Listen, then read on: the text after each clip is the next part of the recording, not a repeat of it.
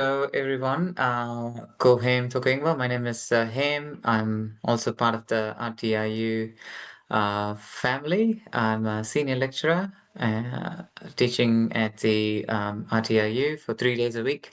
And the other 2 days of the week, I work as a pain management physio at the Wellington Regional Pain Service. So lovely to see you all, both across the Motu and from overseas. So on this course information evening, yeah, I definitely want this to be quite, I mean, it is information heavy, but at the same time, we will have a lot of time for corridor discussion as we go along.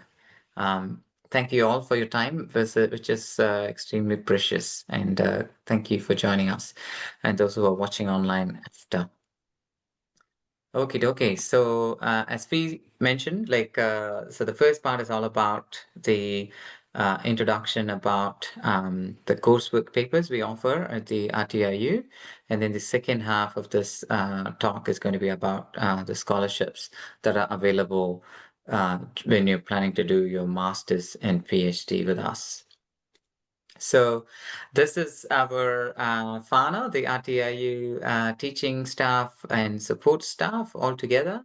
So if you want to know more, just head into our RTIU page in Otago, and we have a lovely About Us section. So I really want to highlight that the sort of the interprofessional collegiality and the teamwork is definitely something you can feel.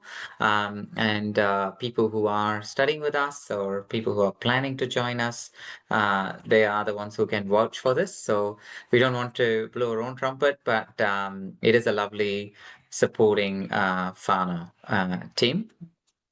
Awesome. So here are the sort of the team, and they the sort of the corresponding papers they're going to teach. And some of you who are doing our papers, you may know some of the um, sort of the teaching staff here. So we're not going to give you a test or a quiz to remember the paper code by the end of this talk.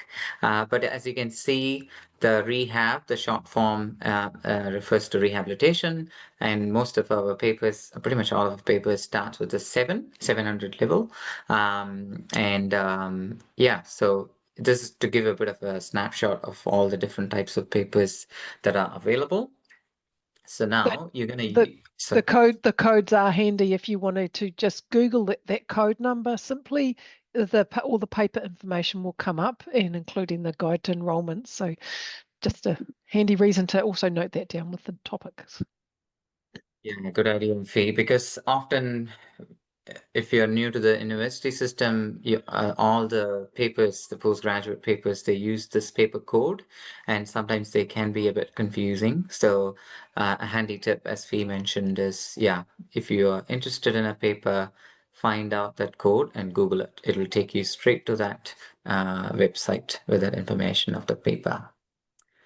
Now, so this is the study pathway team for your coursework, and then going on into sort of masters and PhD. So as you can see, it's like a built as a staircase, right? So don't get intimidated looking at the right end of the screen. So I'm gonna encourage you to look at the left end of the screen where you start with a certificate, and as you can see, postgraduate certificate, it starts with, so you need to have 60 points. And you can make up that 60 points using two sort of 30-point papers. All right. So, and then the postgrad diploma. So once you've done your two papers, equivalent to 60 points, you go on to the diploma, because this time you have to make up to 120.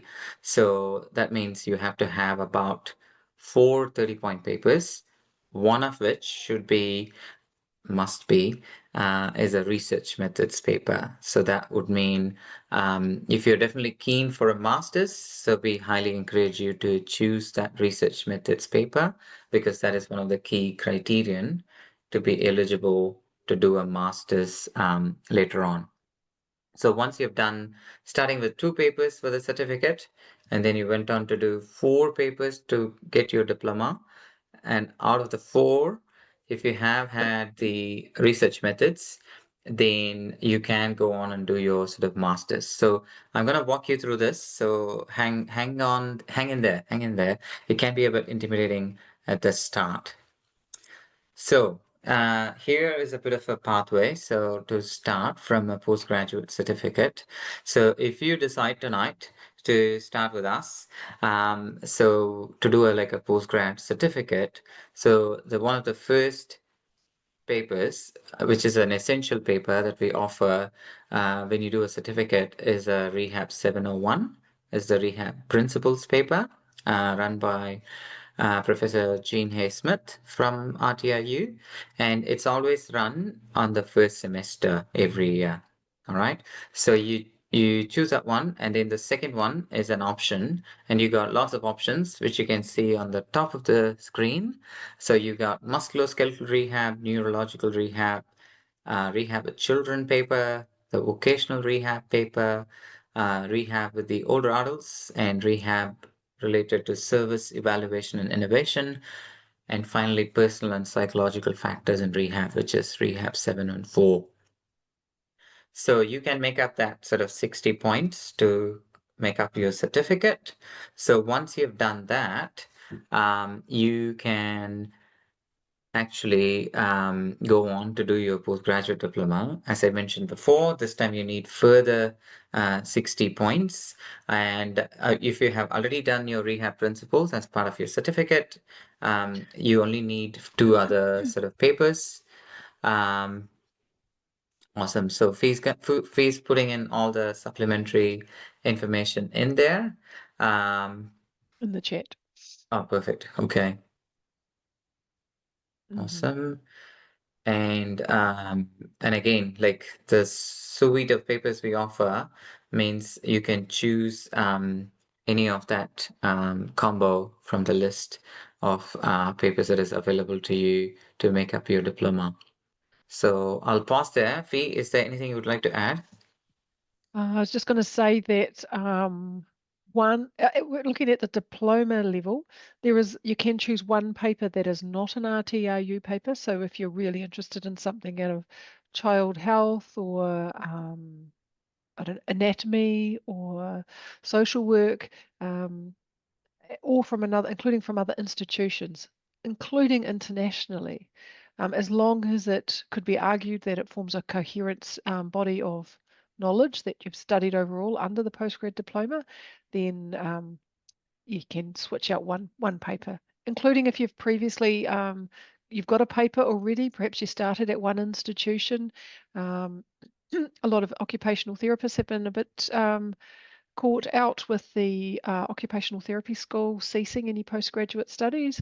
So all institutions, polytechs, universities, and otherwise in New Zealand use the same points system for their papers. And so whatever up 1 point or 30-point paper at another institution is worth the same as a 30-point Otago paper. So you can switch those in at the diploma level. You can't at the postgrad certificate level, however.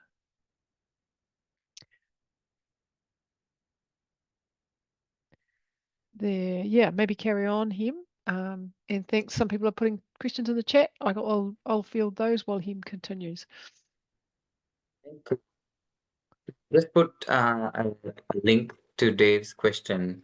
Is Rehab 703 available in 2026? So the link there would take you to the paper schedule for 2025 to 2027. So rehab, musculoskeletal rehab is offered every other year and in second semester. So it's currently running now in 2025. So that means it'll be available again in 2027. But I think that link will take you to the sort of the when papers are going to be available. All right. So thank you, Fee. So let's carry on. So now what else we got? Oops. Click the link. Okay. So in as we talk about the diploma, um, So the research methods paper is a critical one because we actually encourage you to pick up as one of the papers as part of your diploma if you're thinking about your master's. Would that be right, Faye? Like, because that is Uh, an essential ingredient to do a master's. To do a master's, yeah. So a lot of people start a diploma having no intention of doing a master's, and that's fine for your first paper. But by the time you've done your second paper, if you think you may possibly, maybe be interested in doing a master's, then do take a research methods paper. They actually are a lot more fun and interesting than they sound. We don't teach them within the RTRU, but there are a number, as you can see on the screen, that are taught in different departments at Otago. And there is a really good one at University of Victoria, Wellington. That's also fits in really well as well. And so people should choose the one that the timing suits them best as much as anything. And perhaps if you have a nursing background or a physio background, you might be interested in going to uh, the, research methods paper taught by those departments. But they are all available to all professions.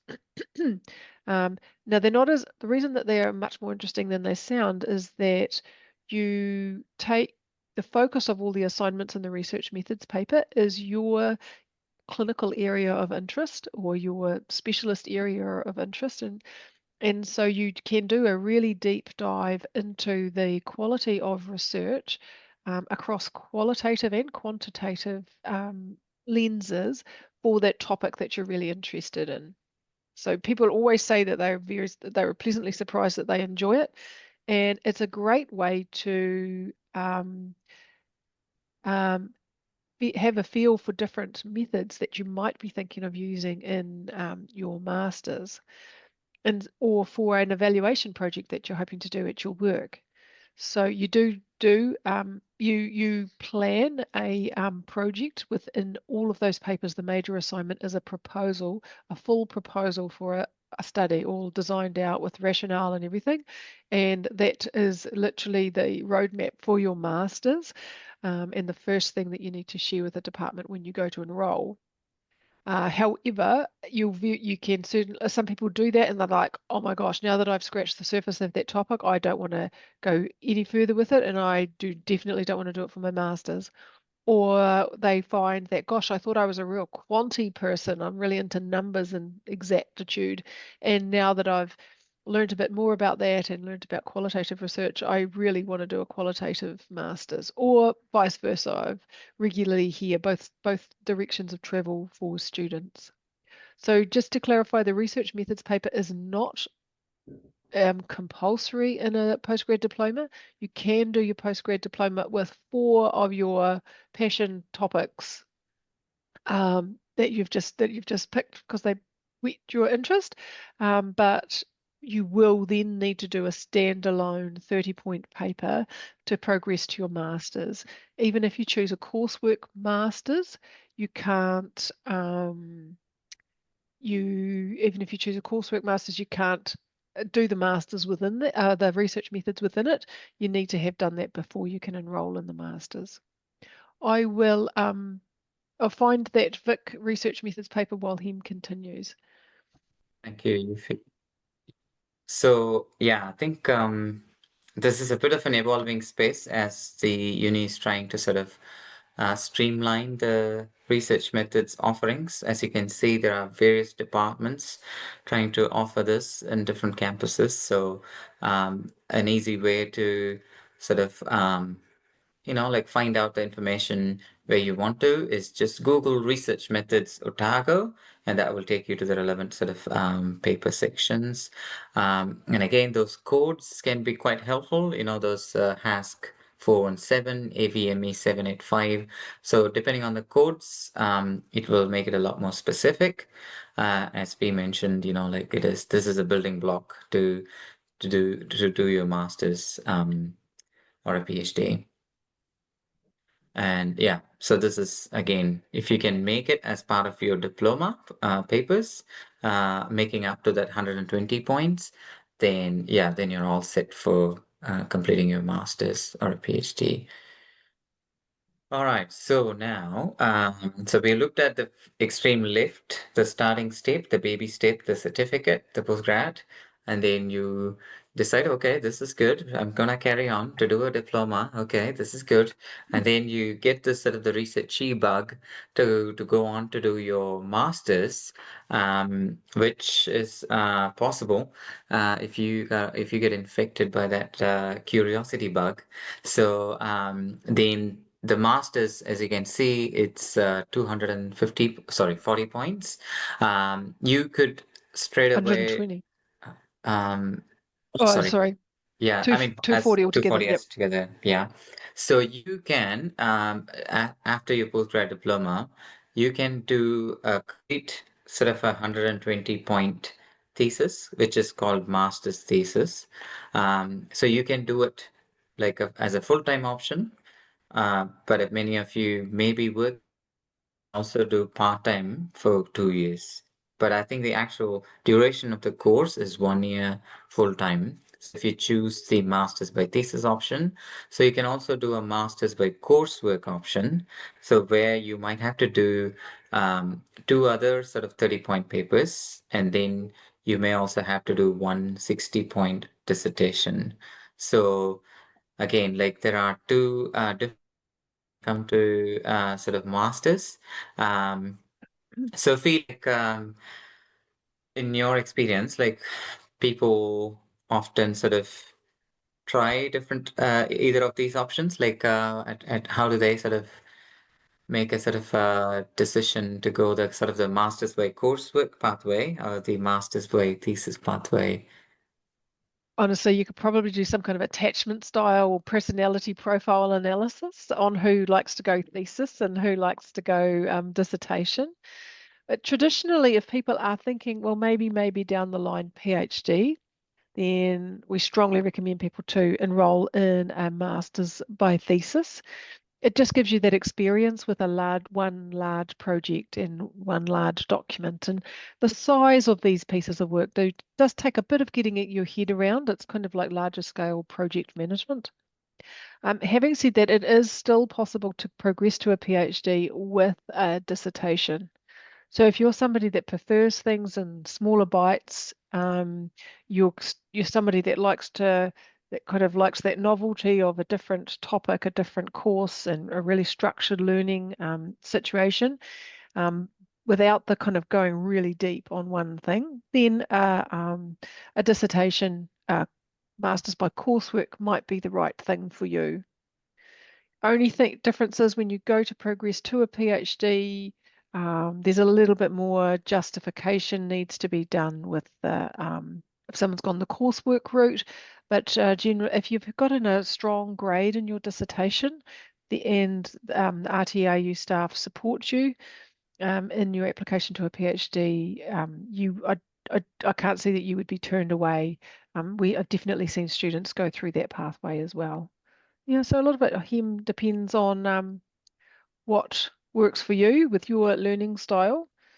Um, the thesis is actually quite a structured pathway. It sounds like, oh my gosh, I've just got to go away by myself for 3 years and come back with 100,000 words or 40,000 words after 1 year full time or 2 years part time. But it's actually within that, it's actually quite structured. You have individual mentoring with two academics for either of those routes, and uh, uh, with a dissertation as well, you have two supervisors for that component. And there's a series of steps really, from designing your protocol, conducting your systematic literature search, preparing any ethics applications if that's what's needed, etc. Data collection, writing up each stage. So it's not as lonely as it sounds. Certainly the way we do it in the RTRU, we have a very vibrant student community. We have between 6 to 10, 12 students at one time studying together, and they develop a remote community with support from the RTRU. Thank you, Oh, Fee. Lots of questions in the chat. We try to answer them as we go, but yeah, feel free to um, Yes, Yep. yeah. Feel free to sort of yeah, ask as we go along. So because I know like these are quite a lot of information and sometimes new jargon as well. So yeah, definitely feel free to ask and we will try to address as we go along. So yeah, I think once you've done your sort of diploma, um, and then you can sort of if you take the coursework route, you can add like two more sort of papers along with the dissertation, or you could do a thesis option as well. So hang on. Right. So in terms of the preparation for your sort of coursework, so I think the employers are more sort of increasingly sort of recognizing the opportunity to do postgraduate degree as part of the sort of progression pathway. So you can discuss with your line manager, team manager, to see are there any sort of funding options to do your sort of postgraduate learning opportunity. Because I think the sooner you can have the discussion, I think your managers can, like set that up or discuss with you, like in terms of what funding is available, or how many people have expressed interest. So it is definitely a case by case basis. So, and depends on where you practice, private sector, public sector. So there's no sort of right or wrong approach there, but I think the examples that we heard are usually like people who have approached their idea of doing um, their sort of postgraduate degree very early on to their sort of line managers as part of the annual appraisal sort of discussions. Would that be fair, I feel like because planning early would be a good thing to do. Yes, and people get really varied responses from their employers and managers in terms of level of support. And if this is something that's really important to you and your managers are not really supportive of you, you've got options for employment, and there are other employers that are very still even in these more challenging times that are really supportive. And sometimes they can only offer soft support, but if that gives you the flexibility in your work hours to do some of the study because it's recognised as being valuable to the workplace, it's etc. That sometimes is good or even better than getting the actual dollars because it makes your life much easier to manage. For occupational therapists in New Zealand, we do have the Research and Education Trust Fund that is now funding postgraduate um, coursework. So that's an option as well. Some So just to sort of reiterate that, so for people doing masters, feel like the B plus in postgraduate diploma, is that an overall sort of minimum requirement, or is it B plus only in the research methods paper? The official rule at Otago, you need a B or higher to get to progress on to a master's. But in the RTRU, we really are looking for people with a B plus. So I suppose in a sense our internal standard is a bit higher. If you only had a B in a postgrad diploma, and you'd given it everything you had and you'd studied your heart out and that was the highest grade you could obtain, unless you had extenuating life circumstances, we'd really want to have a conversation with you. I was just I just said in my follow-up comment, do discuss as we case by case if you it's something you're really passionate about doing.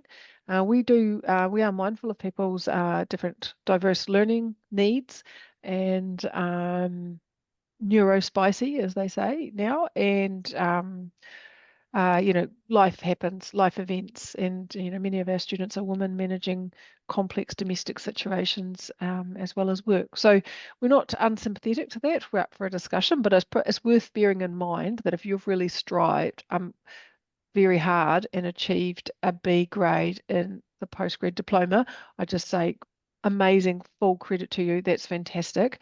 But a master's is going to be even more work. You're really expected to step up to that independent level of study at a master's level, more independent than the postgrad diploma.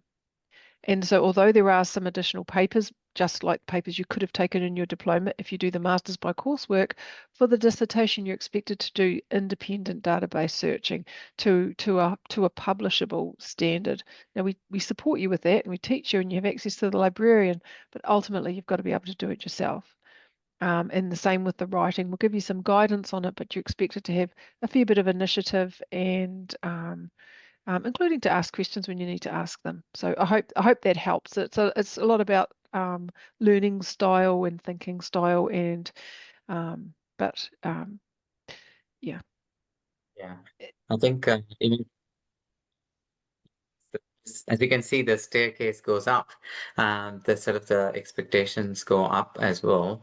But you can also like don't get intimidated by that. But like you can also by the time you've done the sort of certificate and diploma, you would have sort of been sort of gaining those skills, which sort of preps you for that sort of the higher level independent critical thinking and analytical writing which is required for that sort of master's level um, degree. So yeah, I think definitely you will be supported as we mentioned.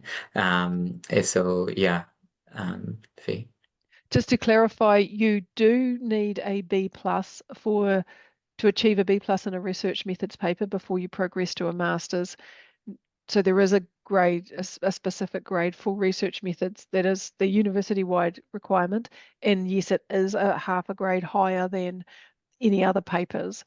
And so all I would say is, and most of the people that are doing research methods are in the same boat as you. So honestly, most people do achieve that B plus grade, and that's not because they make it really easy so that you do achieve it. It's because they give you lots of support to achieve that. And I would highly recommend Aviation Medicine, AVME 785 is a particularly nice interprofessional wraparound course, but it is only offered in semester one. Wraparound support course, I mean. And so it's worth thinking about for that paper in particular. Don't take on extra hours at work for that semester. Make sure that you really do have the study time available to give it your best shot. Cool. Thank you, Fee. I think so there's a question around like recommended writing skills scores for PhD and master students. So that's a good question, Jane. Like, it used to have a specific focus before, but we have a learning and teaching advisor based at the University of Otago, Wellington. So she's Dr. Trish Morrison. So she runs that sort of um, writing skills sort of advice and support. But as part of RTIU, so we have a community of masters and PhD student sort of community. So we do run sort of monthly sort of writing retreat sort of workshops, which is all entirely online, run by our RTIU staff. So there is specific support if you need one-on-one sort of writing and learning support from Trish, who's our learning and teaching advisor. There is also this sort of this group sort of ongoing support in the form of virtual writing sort of retreat that happens every month, which is scheduled throughout the year. So hope that helps. And of course, your supervisors will be helping you with your sort of writing and learning skills as well. Okay, Yeah. okay. So um, all right. So this is the sort of planning your sort of master's and PhD, more with a focus of sort of scholarship, and also sort of eligibility as well. Um, these guys are looking very happy with throwing their hats up, but it's a long journey though, to get there. Um, Cool. So we have one of our colleagues, Dr. Rachel Martin. So she's a senior lecturer based at RTIU, and she's one of our own alumni from RTIU. So she's done her postgrad diploma and master's and then a PhD in RTIU, and now she is a sort of a senior lecturer here in RTIU. So this is her sort of reflections of being part of a bit of a lived experience of doing a sort of a thesis journey supported by RTIU staff. Unfortunately, she couldn't join us tonight, so but she sent her sort of Fakaro, her reflections of her thesis journey. So um, as you can see here, like there's this one thing that sort of stands out for me is that sort of ongoing mentoring and support that sort of preps you for not only sort of the research community within the RTIU and within the Otago University, but also it extends to more sort of the rehab community nationally and internationally. And yeah, so the team would, like be a bit of a stepping stone to upskill you with other sort of skills because more and more thesis training has become more like skills based rather than your sort of topic based expertise. So all those sort of skills is definitely something that we as an RTIU ROPU, the group, will definitely play like a key role in helping you with that. Um, and again, it can be lonely, as we mentioned, because we are all doing it. You may be doing it on top of your sort of day job. So you may not have this sort of beautiful campus to go to, like meet other people, kanohi kite kanohi, but it's all going to be online. So it's definitely, you might be feeling quite lonely, but that's why we have deliberately made some measures to develop a student support sort of community targeting postgraduate students so that it creates that sort of informal, ongoing support, which I think is quite an often sort of overlooked aspect in any sort of thesis student journey. So I just want to reiterate that we think about it, we care about you. So yeah, so I just thought I'll emphasize that as you think about these things, which can be quite intimidating, I'll be honest, at the beginning. So, Before we move um, on to the scholarships, yeah, I just thought I would um, say out loud a response to a question that's in the chat. So, regarding coursework, somebody's asked, is it fully flexible? And so our courses are um, all have a high level of independent student study, which means flexible in your own time, structured independent study. Excuse me. But all courses have a video conference, either a shorter video conference, 45 minutes to an hour once a week, or longer, maybe 90 minutes once a fortnight. And the day of the week and the time of the day that these are on varies. So some of them are in daytime, usually around lunchtime, and some are in the evening, usually after dinner time. And so otherwise you would the learning activities and the support is via email and through the learning platform. thank you, Faye, because that is a critical part of the information about all our coursework papers are entirely online. So which means yeah, we expect you to be flexible on top of what you currently do with your work. You do want to make sure you can attend those video conferences. They tend to be highly interactive and inspiring, but so it's worth checking out when those are, if you as early as possible, if you've got some limitations on your availability. There's no block courses, so there's no chunk of time that you need to attend or come to Wellington. So so I think it's going to touch upon the sort of scholarship options for masters and PhD. So there's a question for you around eligibility for a Yes, PhD admission. So if I remember correctly, so you do need a master's, which has got either a master's by coursework or a yep, master's thesis to be eligible to do a PhD, right? That is correct. Although you can, what do they call it? You can start a master's and then upgrade it to a PhD. That is a possible route. It only works. It is a faster way to get over to the PhD, finish line, end point, if you like, overall, like masters plus PhD.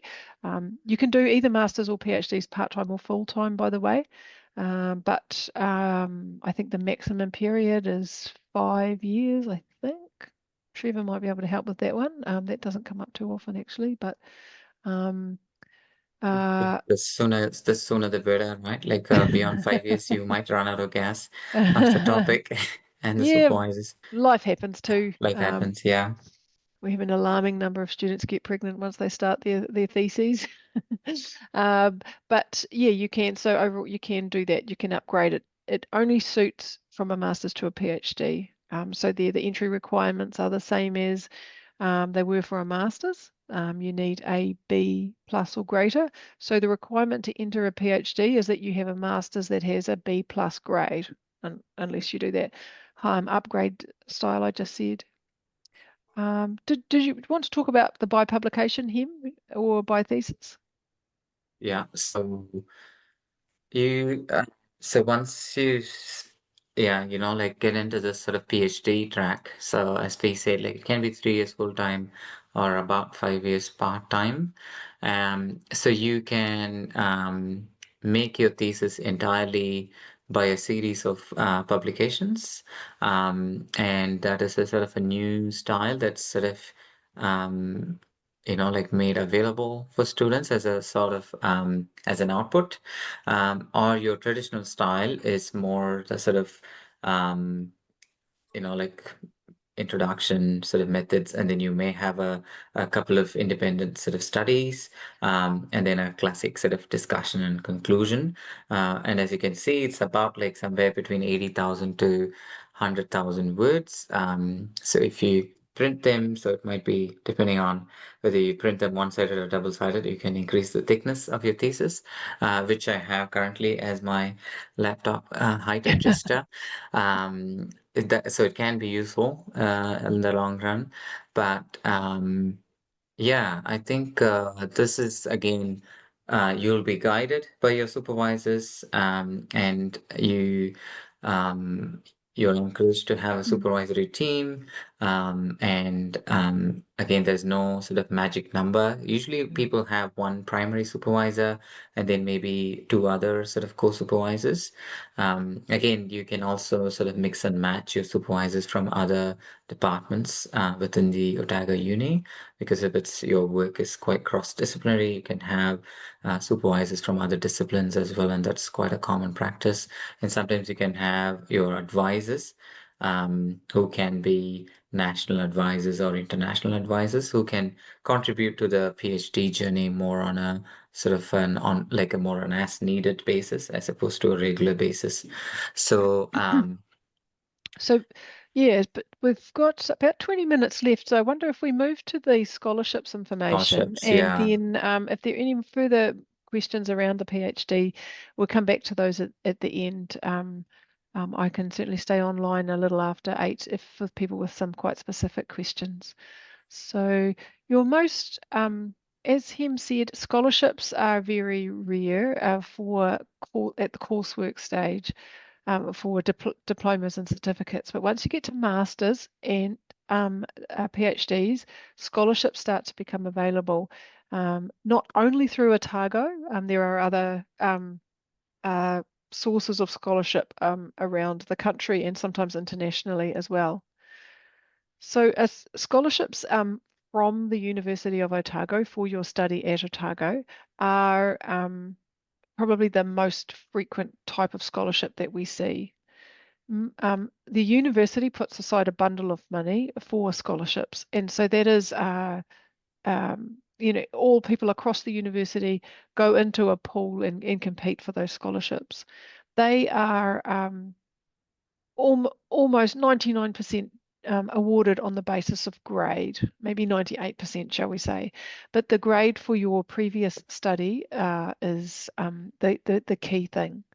So if you achieved an A or an A plus average on your most recent qualification, so the PG diploma if you're going into the masters, or your masters if you're going to a PhD, then and you completed that study at Otago, you will be automatically awarded an Otago scholarship. Now, this is an area that is moving a little bit. So, what I'm saying to you today is that we would expect that you would be awarded a scholarship.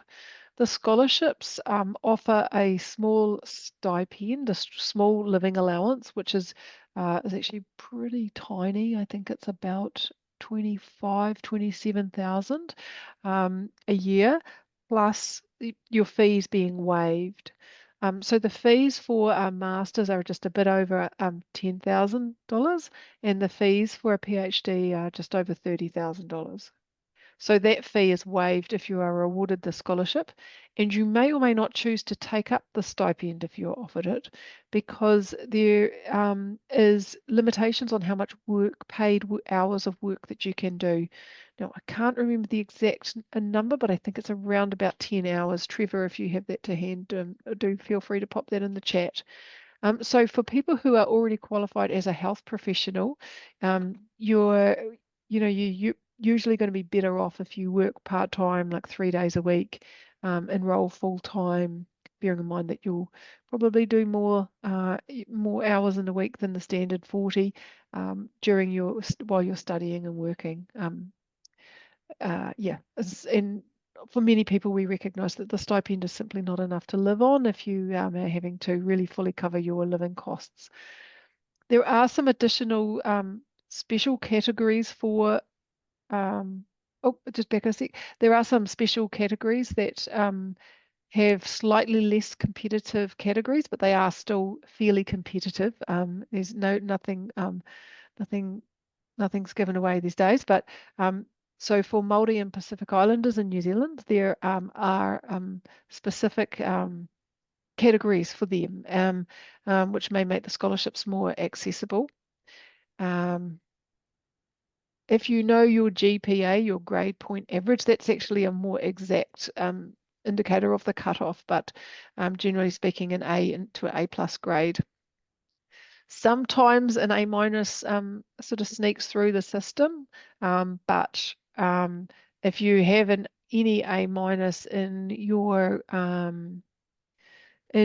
previous qualification, you are unlikely to meet that GPA of 8 threshold. So although the average your overall qualification needs to be an A to A plus, you would really want to be seeing at least an A on each of your courses that within that qualification.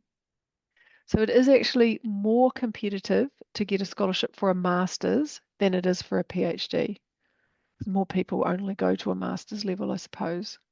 So the GPA is slightly lower for a PhD. If you didn't do your previous study at Otago, you can still apply for the scholarship, but it's not guaranteed, even if your grade is quite high, because there's a lot of people internationally and nationally applying for the scholarships. And so that usually goes to a panel. Yeah, and again, this is a bit of a moving space at the moment. So check again when you're ready to go. It can help to have publications already. So some of you might be coming off working as a research assistant for a while, or you've been doing project work and there's been the opportunities to co-publish with people already, or you did some work as a student. The publications can help applying for scholarships. But there's also special categories within Otago for physiotherapists, but that's mostly if they're studying at the physiotherapy school, including for postgraduate. And there are some scholarships, specialist scholarships for women, well, one in particular, and there are a lot of specialist scholarships for people with a medical degree. And the reason why there is for these specific groups is because people have made bequests in their wills who have been down that pathway, or maybe they're still alive, and for people to study these specific topics. There's one on Scottish history in the 16th century. I think that's not heavily subscribed to, and it's only for people studying that particular topic in their thesis. Um, Sophie, so this is the mm. specific page on the scholarships for masters, especially. As you can see, team, like if you are doing a coursework, the the number of scholarships are not that much. Yeah, I don't know whether you can read clearly, like the masters by courseworks, the number of scholarships. This is span across the university, not only like rehab masters. It's only 30, so that's not a lot. So that's technically somewhere about 2.5 scholarships per month. So, but again, if you look at the master's by thesis option, the numbers go up slightly. So that is 55 every year. So the coursework masters, as you can see, it'll only cover your fees. There is no stipend available. But I think even if it can cover your fees, so yeah, that's still a sort of a good deal. And And just to amend something I said before, Trevor has advised us that people can you can work for up to 20 hours a week, which really that's quite a bit more than I had thought actually. So that's great. is that for a full-time PhD fee? Full-time PhD, you can work up to 20 hours a week. I would say if you are doing that, working up to 20 hours a week, actually, and a lot of our students honestly do, they are very busy. They have put aside, you know, anything else really for that period of time, Sure. Yeah. like hobbies.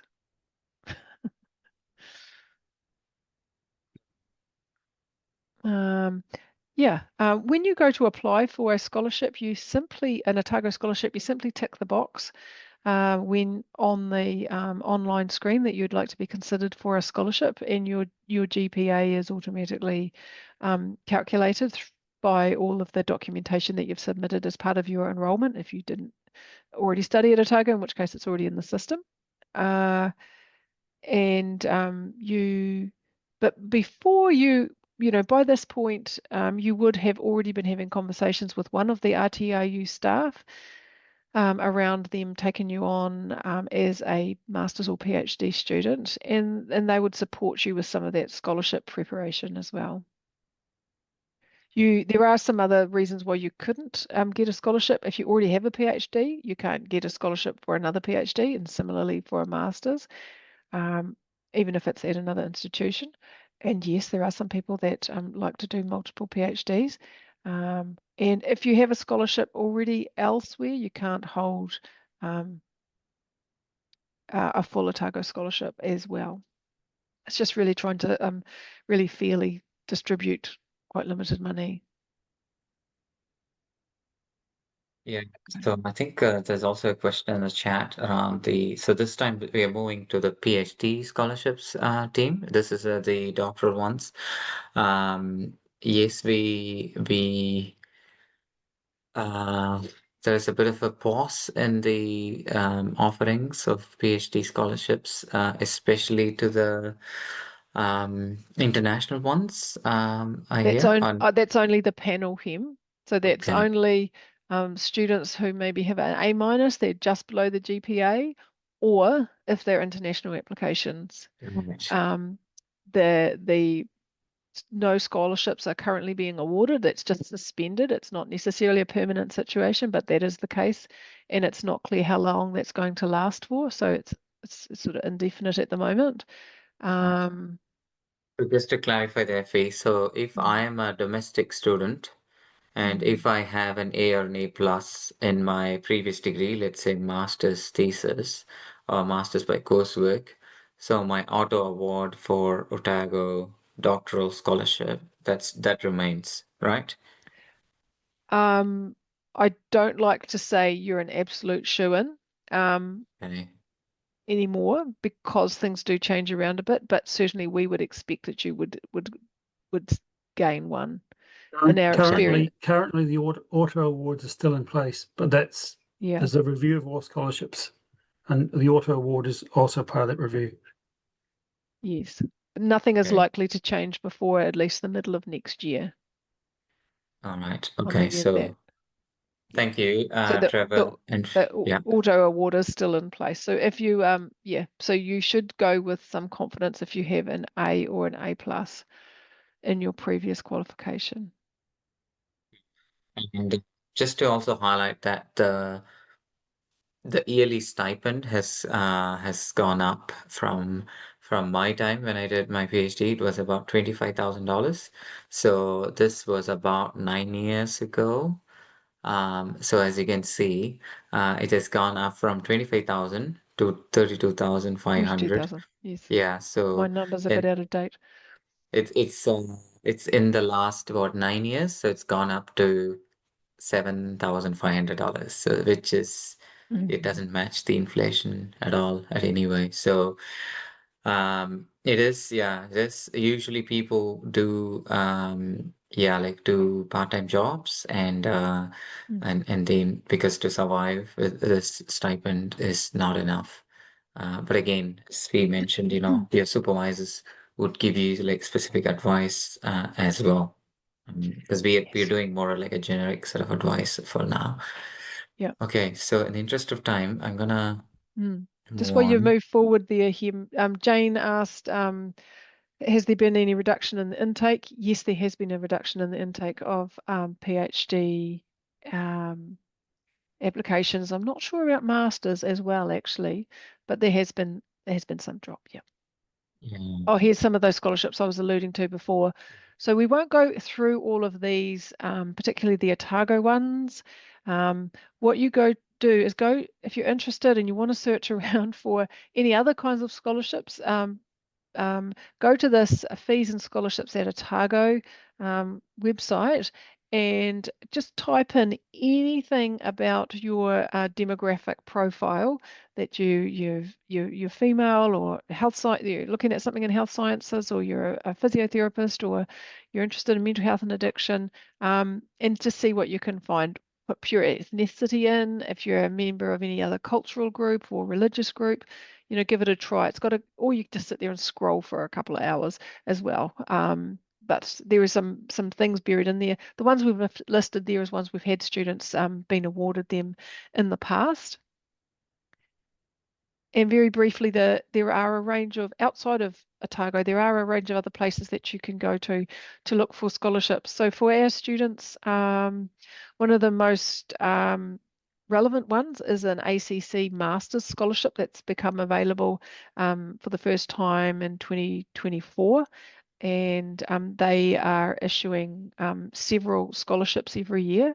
The applications are uh, yeah, it's around about August, September, I think, for those applications. And the Health Research Council, as it's currently named, also has some scholarship options as well, particularly for clinicians. It Sometimes you might will also, be, yeah, sometimes. sorry. I was just going to say, sometimes a researcher, an academic like him or I, have a scholarship available because of some research grants that we've been awarded, and they will fund a scholarship, PhD or master's scholarship within those. I currently have a couple of those I'm waiting to hear back from at the moment myself. And of course, there'll be certain skills within a student. We don't expect the master's or PhD student to be a highly skilled researcher, because that's what they've enrolled in a PhD and a master's for. But there will be other things that we're looking for in those successful applicants. So okay, ask around. They will be competitive. So bear in mind we are thinking about grades, but not only grades. Okay, team. Yeah, so this is again, Fee did mention early on, like there are some specialty scholarships depending on the line of area, line of profession, and also the sort of the yeah, like research interests that you are planning to do your thesis on. Yeah, just need to sort of um, need to spend like a minute or two in this bit is about the sort of the timelines, like because these things take time. So the bottom line here is whether it's a coursework or a thesis, start early, especially with the coursework option. Have a look at the paper schedule link that we shared in the chat. And then or you can also email us to rtiu@otago.ac.nz for specific questions. For thesis, again, have a look at some of the About Us section in the website of RTIU. So depending on your area of interest, you can choose a supervisor, and they can sort of guide you in this process, because these processes take time to develop a research proposal on a topic that you're interested in, and that requires a bit more time and prep. So yeah, just wanted to sort of highlight that. Lots of links, team, and sometimes the university website may not be your friend, but reach out to us. We are happy to help. Um, Thank you all, Fana. Like you have given us 59 and 22 seconds of your precious time in this Tuesday evening. So on behalf of the RTIU Fana, like Kakitayana, and thank you. We'll pause here and stop here, and happy to sort of hang out for any specific questions if you may have. But for those who may have to go and settle your children or do other stuff, yeah, Mativa. Thank you for Yeah. the everyone joining from overseas or across the motor. Thank you so much. Just drop us an email at rtiu@otago.ac.nz and we'll be really happy to talk further. Turn off the recording now.